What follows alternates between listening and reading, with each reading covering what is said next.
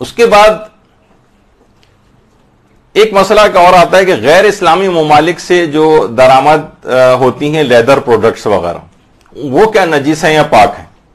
اس میں آیت اللہ سیستانی فرماتے ہیں کہ عام طور پر جو اس طرح کی ہوتی ہیں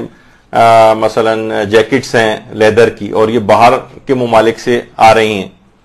ایک تو یہ کہ خود ہمیں یہی پتہ نہ ہو کہ یہ سنتھیٹک ہے یا مثلا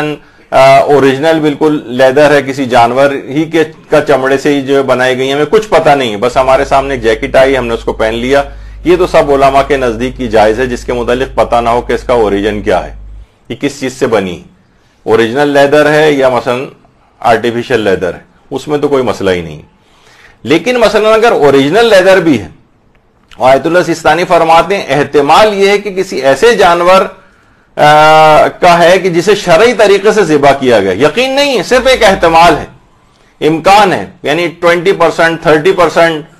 اگر آپ کو ہے کہ یہ شرعی طریقے سے ذبح کیا گیا جانور کا چمڑا ہے، تو یہ فرماتے ہیں کہ اس کی خرید و فروخت بھی جائز ہے، اور اقوا یہ ہے کہ اس میں نماز بھی صحیح ہے. یعنی اگر کوئی شخص جو ہے اس میں نماز بھی اگر پڑھ لے، احتمال ہونا چاہیے. لیکن اگر آپ کو کوئی احتمال ہی نہیں ہے،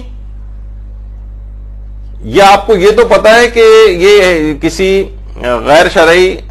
ذبیحے کے جانور کا چمڑا ہے، لیکن یہ احتمال نہیں ہے ہمیں کہ یہ جو ہے وہاں شرعی طریقے سے ذبح کیا گیا ہوگا اس جانور کو، تو پھر اس کو تو خیر نماز میں استعمال نہیں کر سکتے. لیکن اگر صرف احتمال بھی موجود ہے، 20-30% بھی امکان ہے کہ شاید اس جانور کو شرعی طریقے سے ذبح کیا گیا ہو، احتمال اگر